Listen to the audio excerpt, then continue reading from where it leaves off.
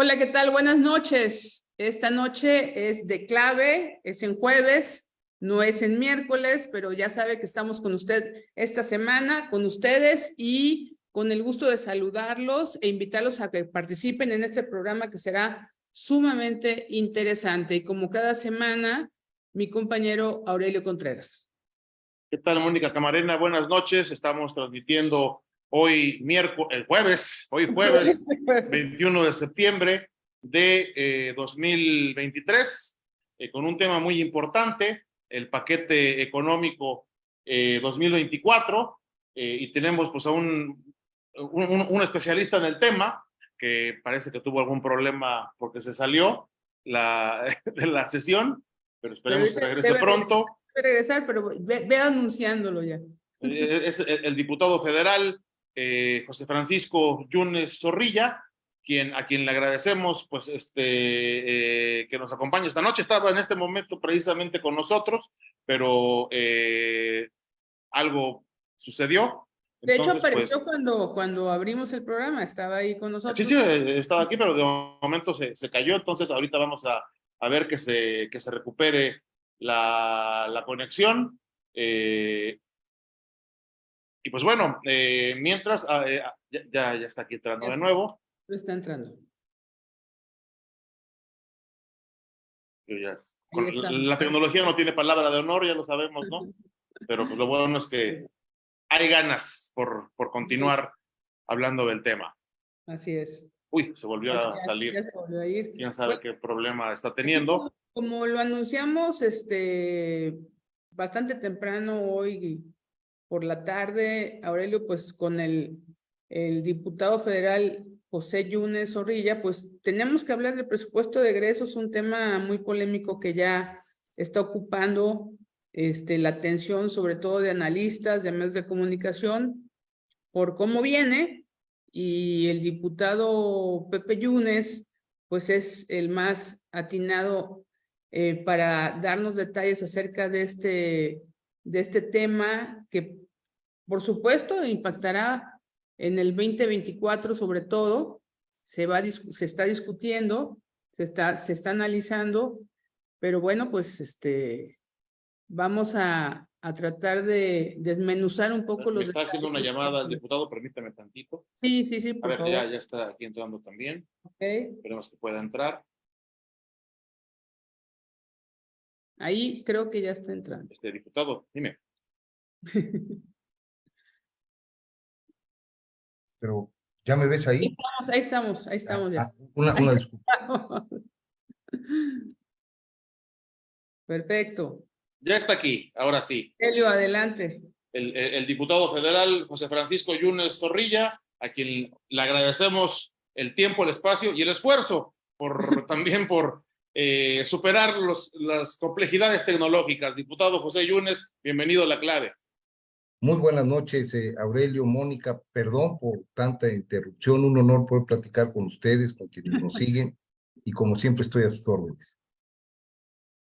Pues Mónica, si quieres comenzar. Sí, bueno, pues, diputado, hay un tema muy importante para todos los mexicanos, de hecho, y los veracruzanos que siempre estamos metidos, ahora sí que en los temas más importantes también, el presupuesto de egresos, nadie mejor que usted para ir desmenuzando un poco los temas del presupuesto de egresos que ya está causando gran polémica. Habló usted directamente voy a iniciar por escarbar un poquito y que entendamos, ¿no? Habló usted de alertas, eso me llamó mucho la atención, de alertas en los recursos para la inversión física. ¿Nos puede explicar de qué se trata esto? Es la inversión que a través de muchos ejecutores, la Secretaría de Infraestructura, la CONAGUA dentro de la Semarnat, la Secretaría de Agricultura, puede estar realizando como infraestructura, la creación de activos públicos de inversión. Y en este año cae de manera significativa, Mónica. Quienes nos escuchan deben saber que este año, 2023, la inversión física, que no solo es la financiera, está por los rangos del billón de pesos. La que se tiene prevista con mayor deuda para el 2024 es de solo 890,000 millones de pesos. Se pide más dinero prestado, pero se está invirtiendo, generando bienes públicos, activos públicos, infraestructura para el desarrollo, con mucho menor recurso. Y sí es una alerta, como también es una alerta, Mónica, el hecho de que se esté endeudando sin precedentes para poder mantener el ritmo de gasto que ha imprimido este gobierno desde hace 5 años. La diferencia de los años anteriores al año que estaremos viviendo en el 2024 es que los años anteriores, incluyendo este, todavía había fondos de fomento, fideicomisos públicos, fondos de estabilización, todavía había cajones con recursos que implicaban que pudiesen mantener el ritmo de gasto sin necesidad de incurrir en deuda.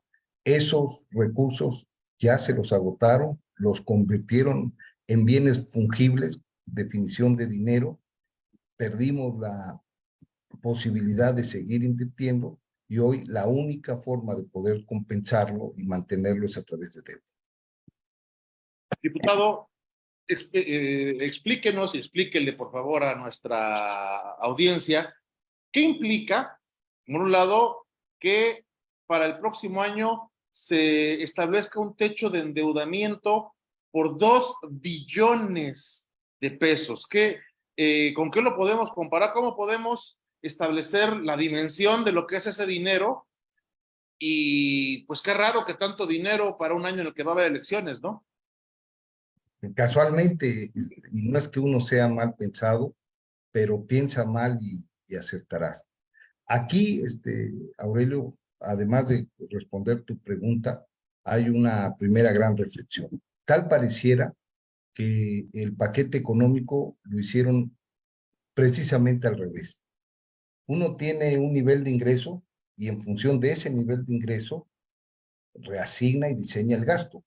Aquí tal pareciera que el gobierno federal definió sus prioridades de gasto y luego andan buscando las fuentes de financiamiento y no tuvieron otra distinta que la que tú señalas, 1.9 billones de pesos, 1.900.000 millones de pesos de deuda, equivalente a 5.4 puntos porcentuales del Producto Interno Bruto, que para ponerlo en tesitura, significaría la posibilidad de hacer 5 veces más toda la inversión física de la que hablaba Mónica, que se prevé hacer en el 2024. O sea, para ponerlo en tesitura, un punto del Producto Interno Bruto son 370,000 millones de pesos.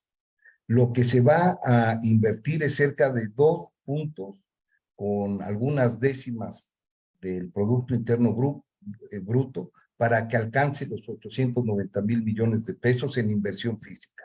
Lo que nos estamos nosotros endeudando son prácticamente 2 tantos más de lo que se podía hacer en carreteras, nuevas escuelas, nuevos hospitales, mantenimiento de hospitales, carreteras para generar condiciones de comercio, carreteras rurales para poder conectar nuestras sierras.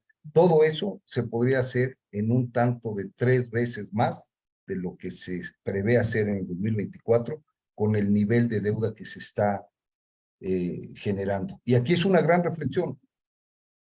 La gran reflexión es que supuestamente la Constitución te obliga a endeudarte siempre y cuando generes activos públicos, crees bienes del dominio público. Y pues que me digan cómo es que van a pedir 2 billones de pesos casi de deuda y nada más van a invertir 0.8 billones de pesos. Entonces, ¿dónde está el 1.1 que falta y que no está siendo utilizado en lo que la Constitución te obliga que tenga como destino el endeudamiento? No lo supo contestar ayer el secretario. Se van a programas sociales en un año electoral con el único propósito de no perder el ritmo de gasto y bajar la popularidad que conlleva la transferencia directa a un beneficiario. Es endeudamiento para elecciones prácticamente, ¿no? Es endeudamiento para elecciones en el diseño de un presupuesto que tiene un corte asistencial y que ha renunciado a su vocación productiva. Diputado, pero aquí también usted mismo apuntaba el hecho de que pues está infringiendo la ley. En el sentido, bueno, yo revisé algunas consideraciones de que no hay registro ante la Secretaría de Hacienda, pues digamos de algunos rubros que incluyen en el presupuesto de egresos. Entonces, aquí, bueno, ¿qué se hace? Porque, bueno, pues sabemos que hay mayoría y todo y como dicen en Palacio Nacional, pues que dicen que la ley es la ley, pero bueno, aquí, ¿qué se puede hacer? Hay un desapego completo a la ley. A ver, la primera violación de la Constitución tiene que ver con la deuda. Artículo 73 de la Constitución, fracción octava, te dice para qué debes endeudarte y te define los tres destinos: o para generar activos públicos, para generar inversión productiva, o para reestructurar deuda, o para atender emergencia. El paquete económico que envía la Secretaría de Hacienda no establece que se endeuda en casi 2 millones de pesos porque hay una emergencia, pues eso no la hay, o porque se va a utilizar para reestructurar la deuda, eso tampoco lo dice. Entonces, el único rubro que queda es el de la inversión productiva, que es inversión física, y solamente se está utilizando 0.8 billones de pesos y la deuda es de 1.9. Entonces, falta 1.1, que implica una flagrante violación a la Constitución en materia de deuda. El otro tema, que también es una violación, no es a la Constitución, es a la Ley Federal de Presupuesto, y que tiene como marco el que te obliga que la inversión física de la que estamos hablando solo podrá ejercerse si cumple con los requisitos ante la Secretaría de Hacienda de registrar la cartera de inversión, con proyectos de impacto ambiental, con proyectos de costo-beneficio, con impactos que puedan medir las bondades sociales que puede traer esa inversión. Cuando no se cumple con ese registro, y es lo que está haciendo la Secretaría de Hacienda, lo está considerando como una reserva presupuestal. Y esto quiere decir que no se tiene perfectamente bien definido el destino de ese recurso, se convierte en una bolsa que al final del día, como tal, puede utilizarse de manera discrecional y es violatoria de la Ley Federal de Presupuesto y Responsabilidad Hacendaria. El rubro como viene se llama, Mónica, previsiones. Entonces, cuando ustedes tengan tiempo y quieran revisar los tomos de los anexos del presupuesto, todo lo que diga previsiones en materia de inversión física, lo que le está diciendo es que es una violación a la Ley Federal de Presupuesto. O sea, lo están haciendo casi que por la libre, como han acostumbrado todo este gobierno, ¿no? Así es, Aurelio, y no es un tema de venir a descalificar desde una posición adversa o de oposición, es simplemente darles estos resultados y estos hechos. Cuando en el presupuesto, en materia de inversión física, dice previsiones, es que no está registrado en la Secretaría de Hacienda, y nada que no esté registrado en la cartera de inversión de la Secretaría de Hacienda, que debe cumplir con un sinfín de requisitos, puede ejercerse. Entonces, pues simplemente eso es lo que dice la ley. Y en ese sentido, bueno, el programa de hoy lo titulamos Hipotecar al País, en relación con el paquete económico 2024, pero en relación también con lo que ha sucedido todo este sexenio. Han dicho que no se había contratado deuda, pero sí se ha contratado, ¿no? Yo leí también una evaluación, un análisis que hizo México Evalúa, que dice que la deuda del país en estos 5 años ha aumentado como en 5 billones de pesos en realidad. ¿Cómo está el asunto de esta deuda y hasta dónde esto tiene un alcance que va a trascender, sin duda, a este sexenio?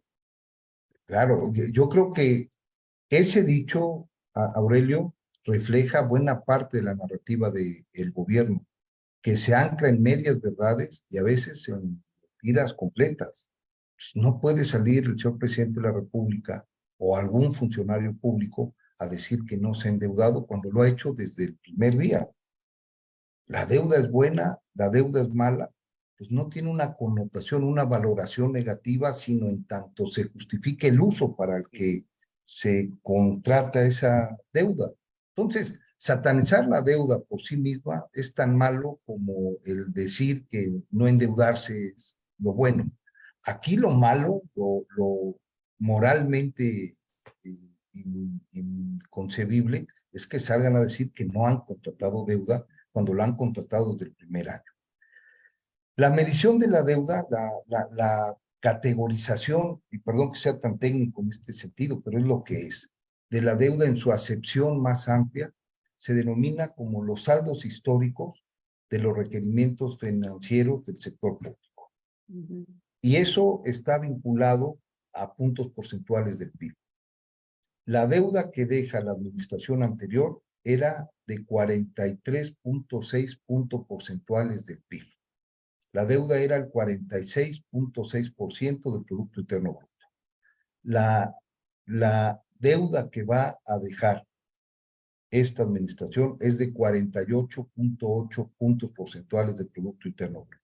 5.2% más, que precisamente es prácticamente el tamaño de lo que se está endeudando en este momento, y es casi de 6 billones de pesos más que lo que históricamente recibió en el 2018. Entonces, pues, ¿en dónde puede alguien con la verdad en la mano decir que no se está endeudando, como lo decimos todos los días?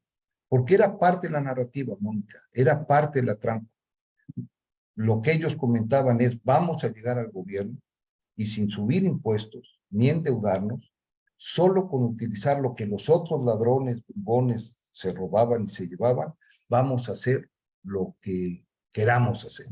Hay 500,000 millones de pesos, decía el señor presidente en época de campaña, como candidato, que cuesta la corrupción a este país. Bueno, pues ya vieron que no hay magia, que no se pueden inventar recursos y que si no quieren subir impuestos ni bajar el gasto, el otro camino es el endeudamiento, y hoy lo estamos viendo, y es una señal, un foco rojo para la próxima administración, porque los programas sociales y el nivel de gasto te está diciendo que ya no es sostenible con la capacidad de ingresos recurrentes y ordinarios del gobierno.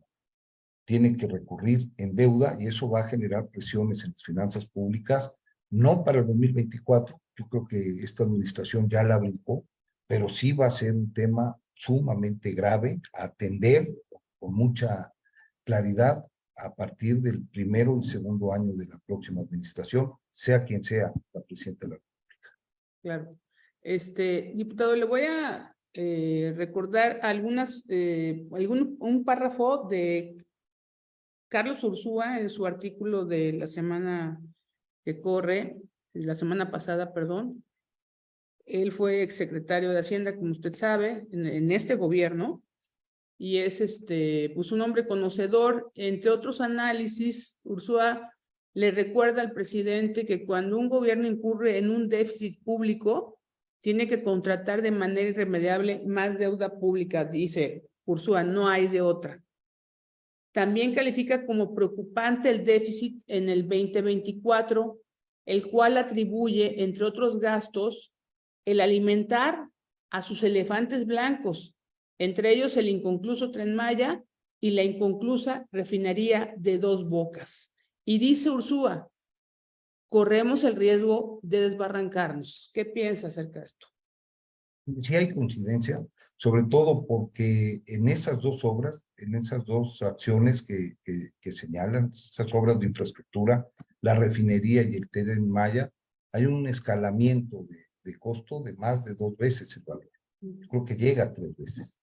Se anunció el precio de concluido de la refinería en $8,000 millones, cerca de 160,000 millones de pesos, y ya va en cerca de 19,000 millones de dólares. Más del doble está costando.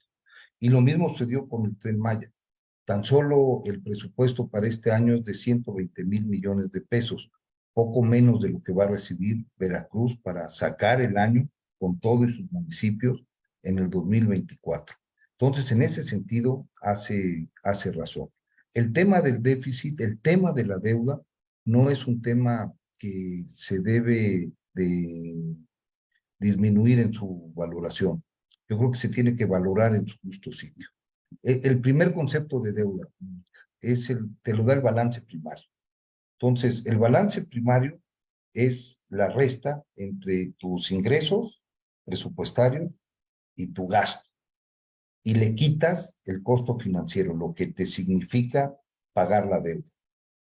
Quitándole este último factor, este año trae un déficit primario de 1.2 puntos porcentuales del Producto Interno Bruto. El del año pasado era de menos 0.2. El del anterior era de menos 0.1. Los años anteriores no hubo déficit, fue superávit.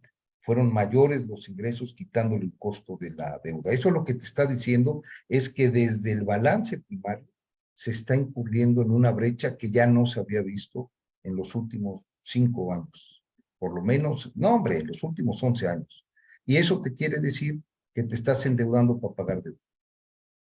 No te estás endeudando, lo que decíamos, para hacer inversión. Estás endeudándote para pagar deuda. Ahora que revisen el presupuesto y vean en el balance primario, que es deficitario y que es de 1.2 proyectado para el 2024 puntos porcentuales del PIB, es el tamaño de lo que se está pagando de intereses de la deuda. Nos estamos endeudando en eso para pagar deuda. Entonces, pues es simplemente inmanejable lo que va a suceder. Contratar deuda para pagar deuda fue lo que llevó al desastre financiero a Veracruz, entre otras cosas, ¿no? En el sexenio de Javier Duarte, y tú lo advertiste varias veces, diputado, que era dinero que se iba a un pozo sin fondo, ¿no? Yo creo que es parte de lo que se empieza también a vivir nuevamente en el Estado, y esperemos que no concluya en los mismos términos.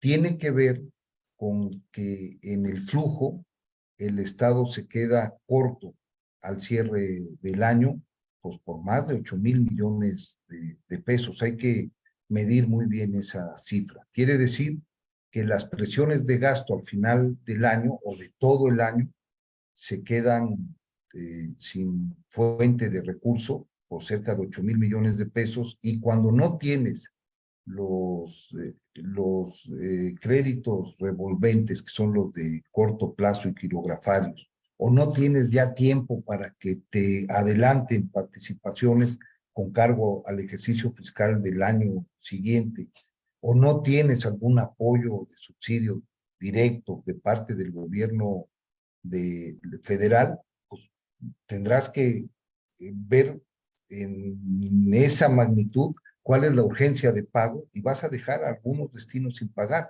Y eso fue lo que pasó al final del 2016.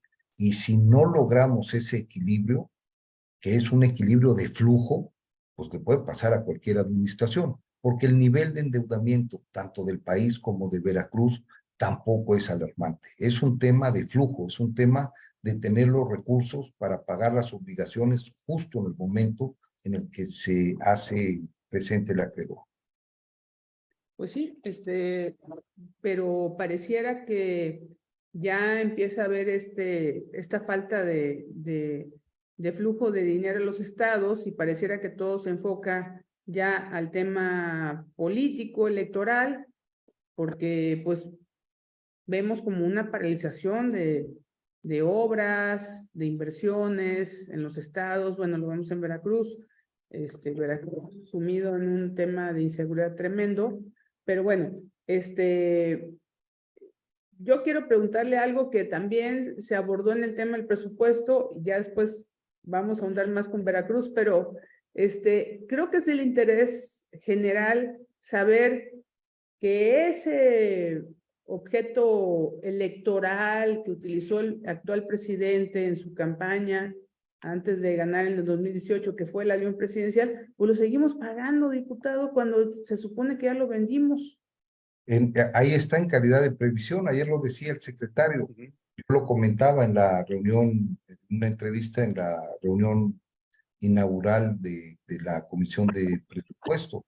Ya se vendió, pero el compromiso de arrendamiento financiero entre la Secretaría de la Defensa Nacional y Banobras sigue vigente y hay que seguirlo pagando. Entonces, así como fue una farsa decir que se iban a hacer 1000 cosas sin endeudarse, nada más quitando a los corruptos, pues ni eran corruptos, ni había ahorro y se están endeudando, pues de la misma forma, ese avión ni se rifó, se vendió, pero se sigue pagando y es todavía una carga presupuestal, fiscal, que pagamos todos los mexicanos, aunque el avión ya no lo vuele el presidente de los Estados Unidos mexicanos, lo vuele el presidente del país asiático, creo que es Tarkastán. Tayikistán, una cosa así, ¿no? Sí. Entonces, pues lo sigue volando un presidente. No lo es el mexicano, aunque los mexicanos seguimos pagando un arrendamiento que tenía una base financiera, una razón de ser, y hoy simplemente ya no la tiene. No usufructas ese bien, no lo disfrutas. ¿No? Entonces, ese tipo de inconsistencias hay en claridad. A ver, un tema importante de reflexión. Este año ya los ingresos que se proyectaron para el 2023 son menores. Es decir, hubo una danza de cuentas alegres. Se dijo que se iba a recaudar por vía tributaria una cantidad de dinero que resultó menor. Se dijo que se iba a recaudar una cantidad de dinero vía petróleos que es menor. Y hoy los que están pagando, toda vez que ya se agotaron los fondos de estabilización creados precisamente para estas circunstancias, la cuenta son los estados, son los municipios.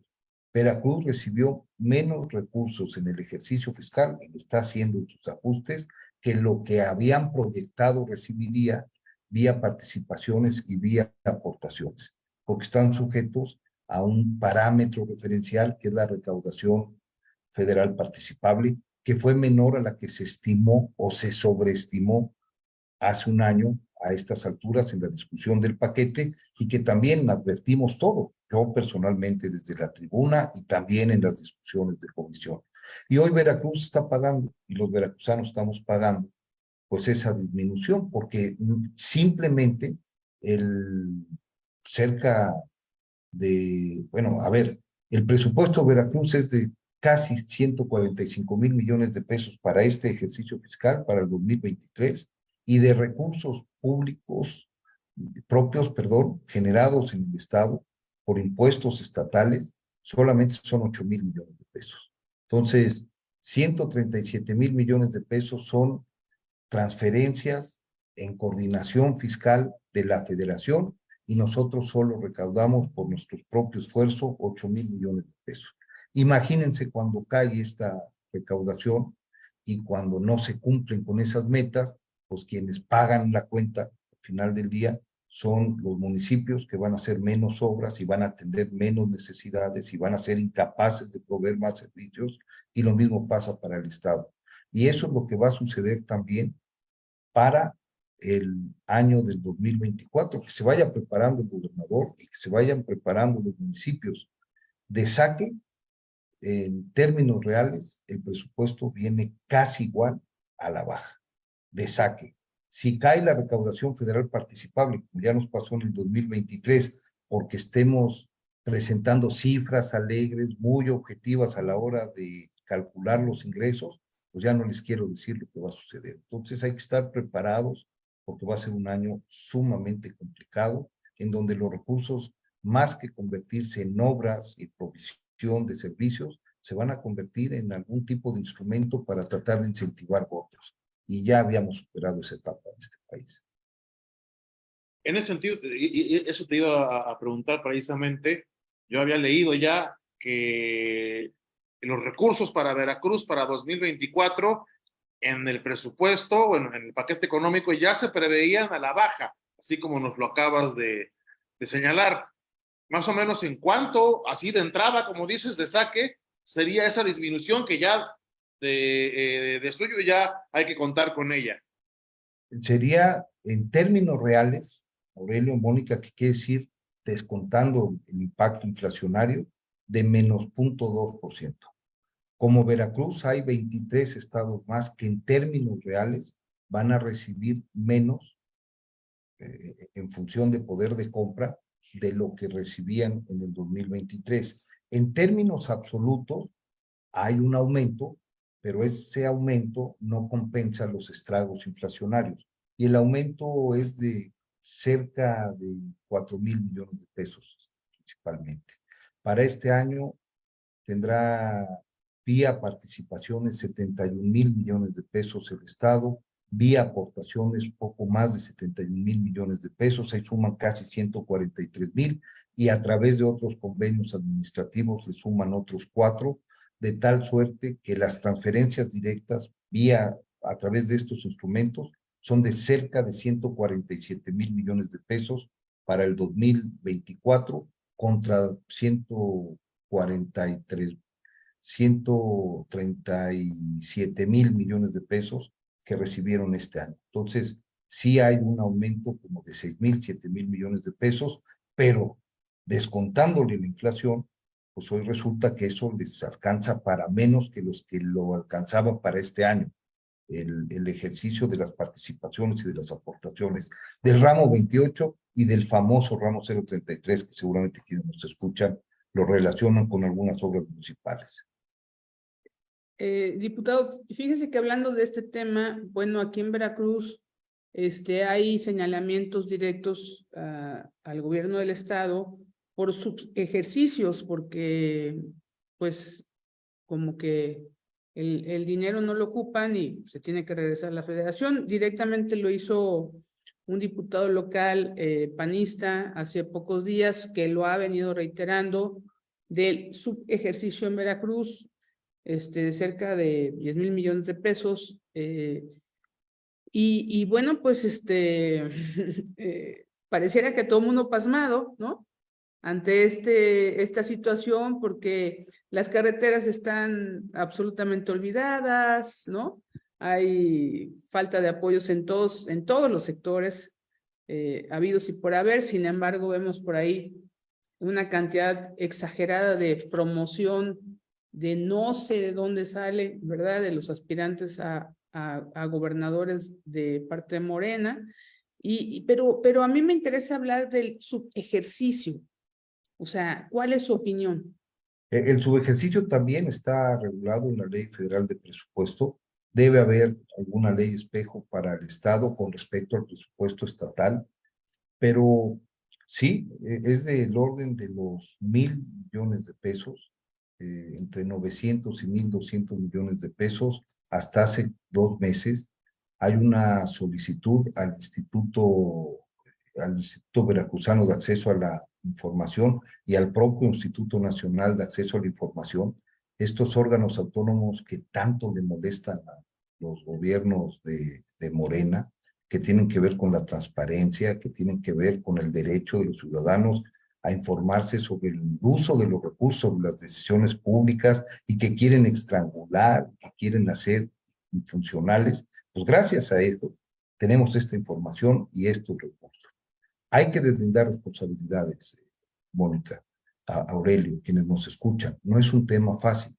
Y digo que hay que deslindar responsabilidades porque debe tener una sanción si el retorno de esos subejercicios es por ineptitud e ineficacia de las unidades ejecutoras del presupuesto en el Estado, o si hay algún tipo de triangulación que implique que esos recursos pues simplemente tuvieron un recorrido fantasma y nunca salieron de la federación físicamente y solamente se convirtieron en algún tipo de trámite y que el Estado se esté prestando en solapar, digamos, que el exceso, la falla, la ilegalidad del gobierno federal.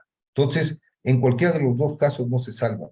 Si es por ineficacia local o si es porque nunca salieron esos recursos del ámbito federal, pero ahí necesitamos todos conocer la realidad y merecemos una explicación. Exigimos una explicación. porque además son recursos que no se están aplicando en las necesidades de los, ¿cuántos somos? 8 millones de veracruzanos que vivimos en este estado, ¿no? Pero Es criminal eso, la ¿no? trampa, Aurelio, es que a lo mejor nunca llegaron al Estado. Sí, ¿Sí sí, me sí. explico? Lo que hay que indagar es si llegaron al Estado y el Estado fue incapaz de ejercerlos ante una realidad como la que tú señalas, donde hay enormes deficiencias por carreteras, donde hay falta de medicinas, donde hay falta de mantenimiento en hospitales y en escuelas, donde hay cero apoyo al sector productivo, principalmente del campo, como nunca antes lo había padecido Veracruz, y lo cual es indefendible si llegó y nunca llegaron a esa dispersión, o si simplemente hicieron como que llegaban, nunca llegaron esos recursos, aquí los firman de recibido y luego los regresan en la forma de su ejercicio, porque el gobierno federal tiene un problema de liquidez y tiene que reorientar esos recursos a sus prioridades, y sus prioridades están en los programas sociales, muchos programas sociales en los que nosotros coincidimos plenamente, en donde nosotros hemos participado en su diseño y en su instrumentación desde antes que este gobierno fuera gobierno, y que vamos a seguir defendiendo como lo hicimos antes. Verbigracia, el programa de pensión para adultos mayores, lo cual es un acto de justicia que existía antes, que existe hoy y que vamos a mantener pensando bien cómo lo hacemos, porque si siguen manejando las finanzas como hasta el día de hoy y quieren pagarlo con deuda, pues llegará un momento en el que esto sea insostenible. Para hacerlo sostenible tenemos que llegar a los que sabemos qué se debe hacer. En ese sentido, y ya que hablamos de eso, pues ya estamos a un paso de iniciar formalmente el proceso electoral 2023-2024. Digo formalmente porque el proceso en la realidad de facto inició hace mucho, brincándose, entre otras cosas, la ley, por cierto, y gracias a que desde el gobierno así pues, se obligó. Y pues vemos que mientras a nivel nacional, federal, ya pues hay definiciones, por lo menos entre las coaliciones, la oficialista y la opositora, sobre quiénes van a ser pues sus abanderadas. A nivel de los estados, todo eso está todavía al nivel de una pues suerte de indefinición que viene incluso desde las dirigencias nacionales, y sobre todo en el caso de la oposición, porque en el oficialismo todo es lo que diga el dedito de ya sabemos quién, pero en el caso de la oposición, por un lado dicen que cada estado va a ver cómo le hace, que no necesariamente va a haber alianzas como la del Frente Amplio por México, y en ese sentido te pregunto, tú has manifestado ya antes tu intención por participar en el proceso electoral 2023-2024 por la gubernatura, pero ¿en qué condiciones estás viendo que se está dando el proceso? ¿Cómo ves Veracruz desde el punto de vista político? A ver, Aurelio, primero lo que hay que hacer es definir prioridades. Y la prioridad es generar un frente que sea opción electoral en Veracruz con resultados para la gente, que le diga algo a la gente y pueda darle salida a los problemas que un mal gobierno actual está generando, pudiendo no ser. Entonces, esa es la prioridad, ponernos de acuerdo, tener como punto de partida la demanda ciudadana, la participación ciudadana, generar una articulación de esfuerzos desde la sociedad civil, los partidos políticos, convertirse en lo que son constitucionalmente, un medio que facilite la participación de los ciudadanos, que los permita incorporarse a la vida democrática del Estado y del país, que les dé cauce a el derecho legítimo de generar presencia en la representación nacional, en la representación estatal, en los órganos de poder público. Eso es lo que tienen que ser los partidos políticos. Hoy en día hay un reclamo, me parece que muy legítimo, de parte de muchos ciudadanos organizados en algunas asociaciones por tratar de generar presencia, de participar de manera central y de definir una agenda. Entonces, esa es la primera prioridad. ¿Quién debe encabezarla? Pues evidentemente tendrá que ser a partir de un método que permita conciliar todas estas visiones sin perder la relevancia de la agenda, de la propuesta y de la posibilidad de ganar a Morena en la próxima elección, que se avista como una elección de Estado, como un tipo de elección que este país había superado desde hace 4 décadas atrás. Entonces, no es una elección fácil. Ese sería el significado, Aurelio. Organizarnos para ganar y tener muy claro para qué ganar. Desde la visión ciudadana, con la emoción de los ciudadanos organizados y de todas estas asociaciones, cámaras, colegios, que de alguna forma, de manera protagónica, quieren participar en la vida democrática del Estado.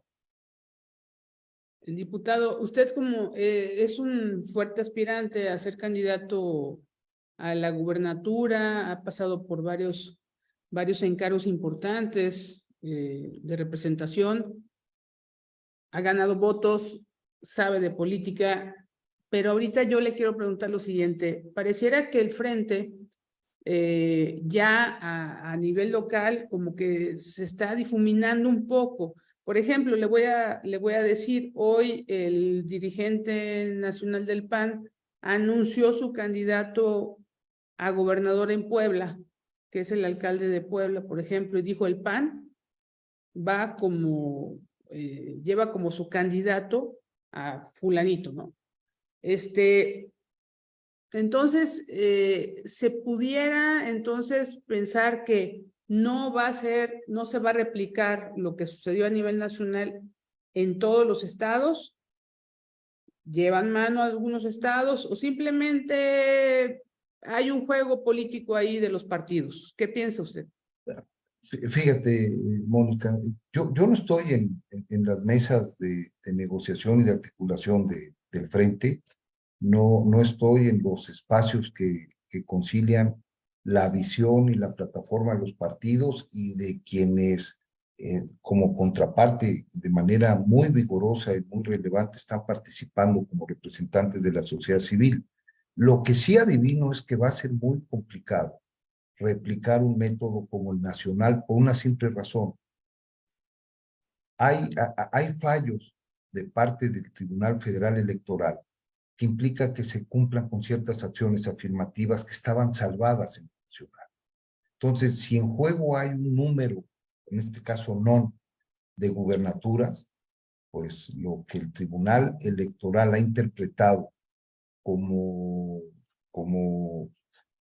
consolidación real de los derechos humanos es que haya una paridad real de género. Si nosotros abriéramos a una encuesta general en los 9 estados o a una primaria en los 9 estados y resulta que en los 9 estados ganan 9 mujeres, el tribunal le va a decir que no son válidos porque tiene que haber de menos 5 hombres. Y si es a la inversa igual, o si algún estado por algún tipo de circunstancia tiene que hacer válida la acción afirmativa de las personas con discapacidad o de las personas que integran los grupos de LGTB o más, o de las personas que son afrodescendientes, que aquí lo han puesto en primer lugar de la agenda, entre otras cosas con esa intención, pues tendrían entonces los partidos y los ciudadanos inmersos que acatar esas disposiciones, porque el tribunal va a echar abajo, por más democrático que sea, un proceso que no esté ajustado a esos estándares. No sé si estoy divagando mucho o si queda claro por qué no se puede replicar tal cual el proceso nacional. Ahora, en este sentido, lo que se debe cuidar es el método y la transparencia en el método para que primero se garantice la participación de quienes tengan interés en participar y cumplan con los requisitos y que los resultados que definan quién es el candidato y quién no es el candidato o quién es la candidata y quién no es la candidata sean lo suficientemente transparentes para que todos puedan aceptar ese resultado. Yo creo que eso es lo que debe estar en tesitura y se debe resolver lo más pronto posible. Desde mi perspectiva, Mónica, es sumamente importante que la sociedad civil, a través de sus organizaciones, de sus vocerías, través de los colegios académicos, de las cámaras empresariales, de las ONG, de todo el cuarto sector, puedan articularse y puedan ser protagonistas en el método y en la participación y resolver lo más pronto posible. En ese sentido, diputado, ¿cuál consideras tú que sería el mejor método para definir, en el caso concreto de Veracruz, una encuesta, una primaria, un acuerdo? ¿Cómo llegar a ese punto con tantas dificultades legales que hay que sortear para que, pues sí, no te terminen tumbando las candidaturas en un tribunal? Además, que es lo que hay que eso es lo que hay que cuidar y es lo que hay que tutelar. Pero fíjate, yo estaría en la disposición de asumir cualquier método que genere las condiciones de unidad, porque vuelvo a insistir, la prioridad es que exista un frente que salga con emoción, con claridad y en unidad de todos los partidos políticos, pero particularmente convalidado con la participación de los ciudadanos, que a veces se manifiestan en los partidos y a veces en una cámara y a veces de manera individual y a veces a través de las redes, pero esa emoción, esa participación es la que va sin duda a marcar la diferencia en el próximo proceso electoral. Enfrente vamos a tener una maquinaria con recursos de deuda utilizados con esos propósitos y sin ningún empacho en tratar de hacer prevalecer por las buenas o por las malas una visión electoral para repetir tiempos que a este país le costó muchos, pero muchos años poder superar. Es increíble que quienes en buena medida participaron desde el otro lado, tratando de generar las condiciones de democracia, hoy cierren los ojos viendo lo que no quieren ver y está sucediendo, que es un retroceso democrático y un agravio a la normalidad y a las libertades de los ciudadanos en este país. Diputado, obviamente usted es uno de los aspirantes a la candidatura a la gubernatura, está convencido, ve posibilidades reales de ganar al partido en el gobierno, con una elección de Estado, como ya sabemos, con toda la maquinaria que están pues cada vez aceitando más y pues con un frente que está conformado por tres partidos. Usted por parte del PRI, pero que ha ido en alianza con otros partidos también. ¿Se puede enfrentar a la oposición en Veracruz? Sí, si vamos en unidad, sí. No tengo la menor duda que la elección la ganará el candidato del Frente con el apoyo ciudadano el próximo junio del próximo año. Representamos un proyecto con identidad veracruzana. Somos del estado de Veracruz, conocemos sus regiones, la hemos recorrido muchos de los que están alzando la voz desde esta perspectiva, de punta a punta, sin ningún tipo de interés electoral, con razones de trabajo. Sabemos que la problemática de la Huasteca en el norte no es la del Sotavento en la parte centro, ni mucho menos la del altiplano de donde yo vengo, ni de la zona serrana, ni de la costa, ni del sur del estado de Veracruz. Entonces, el ser veracruzano es más que una condición accidental y una convicción de capricho. Es conocer la múltiple realidad, la mucha problemática que tiene esta entidad y estar identificado con estos problemas. Y vamos a ser muy pocos los que cumplamos con este principio de identidad, de saber lo que pasa, lo que se quiere, lo que se adolece y lo que se está viviendo en prácticamente todas las regiones de la entidad. Entonces, hay muchas oportunidades de triunfo. No es una posición impostada, no es una posición forzada, no es un tema caprichoso. Hay conocimiento de causa y sobre todo hay forma clara de saber cómo resolver los problemas que a la gente le interesa. La inseguridad es totalmente agobiante en esta entidad y no es un problema de hace 4 años y medio, lo reconocemos, pero por lo menos pensábamos que se iba a estabilizar. Hoy estamos viviendo hechos de violencia como nunca antes se habían visto en la entidad y en vez de mejorar vamos para mal. Veracruz hoy, Mónica, está perdiendo otro distrito más. Yo la primera vez que fui diputado federal hace 20 años tenía el estado 23 distritos. La elección del 24, Veracruz se va a dividir solo en 19 distritos.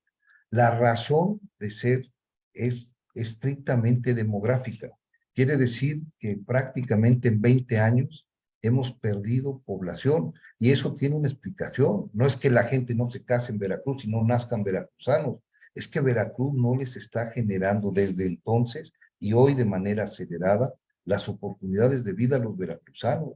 Y se tienen que ir nuestros profesionistas a Puebla o a Monterrey, y se tienen que ir nuestros hermanos a las maquilas de Reynosa o de Ciudad Juárez o a los campos inhóspitos jornaleros de allá de Sinaloa, de Sonora, o irse a Cancún o a Baja California o irse a otro país, porque este estado está desaprovechando tiempo, recursos y posibilidades de darle condiciones de vida a los veracruzanos. Por eso es que cada vez somos menos. Se necesitan gobiernos que puedan revertir esa circunstancia y las mejores opciones están de este lado, no tengan la menor duda. Diputado, este domingo vas a presentar tu informe de labores como legislador. Platícanos un poco de eso y en dónde va a ser, dónde se puede ver, cómo puede acceder a este informe, pues la audiencia, el público, los veracruzanos. Muchas gracias. Va a ser a través de plataformas. Yo creo ya que la forma de interactuar entre representantes y representado tiene como marco estas nuevas tecnologías, más que las movilizaciones o las presentaciones que eran físicas en algún otro momento. Hoy hay que aprovechar estos alcances, así que estará a su disposición el informe en interacción permanente a partir del domingo en todas las plataformas que luego les acercaré, pero que tienen que ver con el acceso a esta tecnología y esta información de manera permanente y de manera recurrente. Mucho hay que decir sobre lo hecho en la Cámara, en el Congreso, que también sirve para contrastar lo que ya no se pudo hacer en comparación a las anteriores oportunidades de representación, que no son muy lejanas. Hoy cerraron las posibilidades de gestión para todos los alcaldes y para todos los representantes de todos los partidos. Hoy simplemente cancelaron la posibilidad de que una comunidad de un municipio pudiese tener una calle pavimentada como antes la tenía, o que una zona alejada de la condición rural de la sierra pudiese tener un mejor camino, o que se pudiesen hacer más acciones en materia de las casas o centros de salud de los municipios, porque simple y llanamente el gobierno de la República, el gobierno de Morena, suspendió esos recursos y los que quedaron los centralizó para que esas acciones solo las puedan hacer en forma federal, a través de las dependencias federales, sin considerar a los estados y mucho menos a los municipios. Entonces, pues el contraste es total. Yo voy hoy a mi distrito y están las carreteras que pude llevar como gestor hace 5 años, pero sin un metro más, como si se hubiese detenido el tiempo, como si el reloj del progreso se hubiese parado en Veracruz. Y eso, pues, lamentablemente, no lo merecemos los veracruzanos. Por eso hay que sacudir la vida pública, por eso hay que participar electoralmente, por eso hay que estar muy atentos entre cuáles son las opciones y cuáles son, dentro de esas opciones, las que se pueden concretar en los hechos. ¿Pepe Yunes estará en el 2024 en alguna boleta?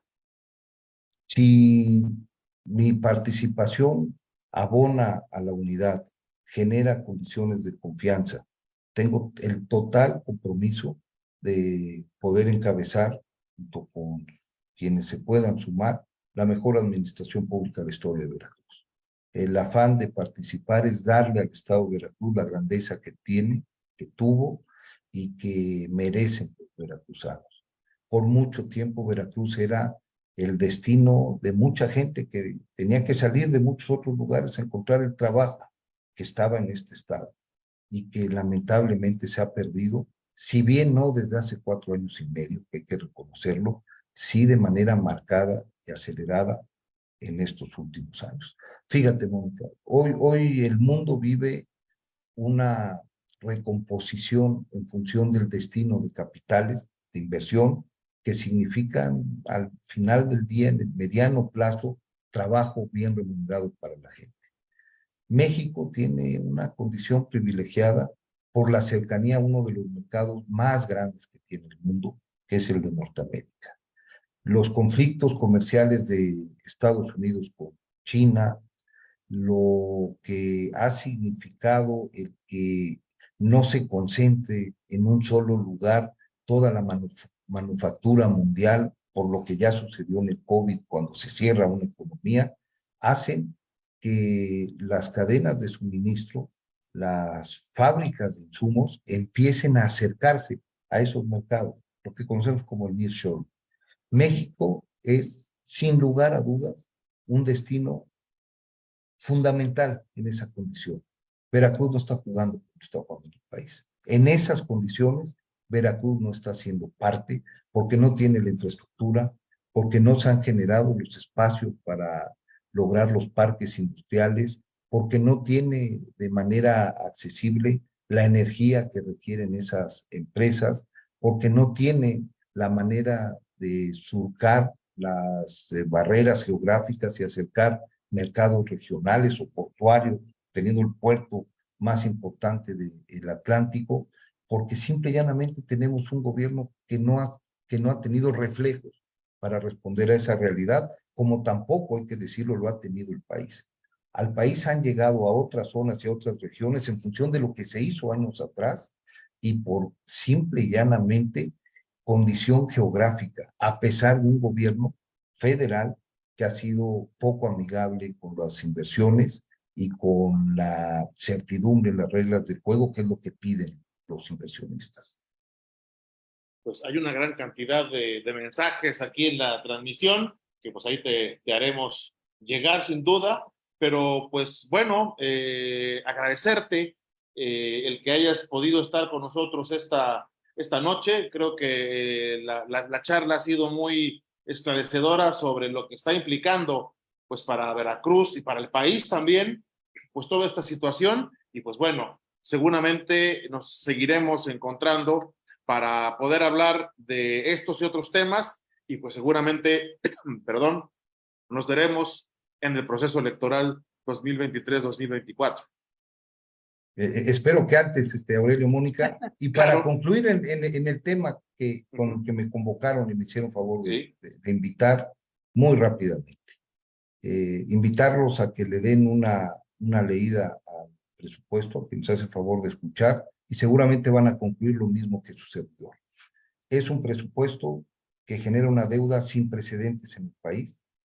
Es un presupuesto que desatiende el campo. No hay recursos mayores para la productividad de nuestros agricultores. Aquí en Veracruz, si los cafeticultores, los cañeros, los citrícolas, los productores de piña, creen que van a tener un vehículo que les alivie en su condición productiva, deben saber que no tienen respuesta con este gobierno.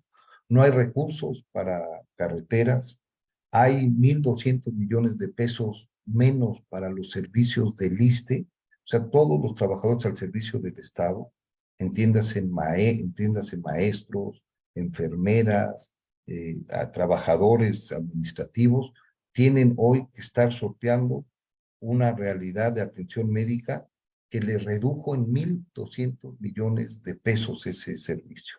En materia de salud, hay una reducción en los recursos que se orientan al cuadro básico de vacunación. Estamos ya en este país viendo en el día a día de nuestros niños y hoy jóvenes enfermedades que estaban erradicadas. Para las señoras y los señores que nos escuchan, deben saber que hasta el 2018 el cuadro de vacunación básica cubría a la población en más del 98%.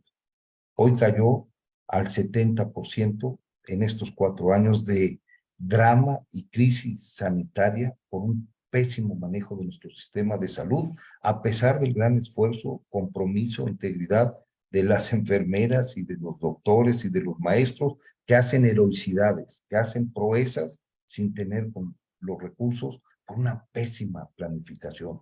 La esperanza de vida en este país cayó 4 años en los últimos 3 años con respecto a lo que teníamos hasta antes del COVID, cuando en Dinamarca, que le gusta tanto al presidente, cayó 15 días. Ese es el tamaño del drama que la gente debe entender, que tiene como consecuencia un gobierno que no se aplicó, que no dio resultados, que simplemente le falló a la gente.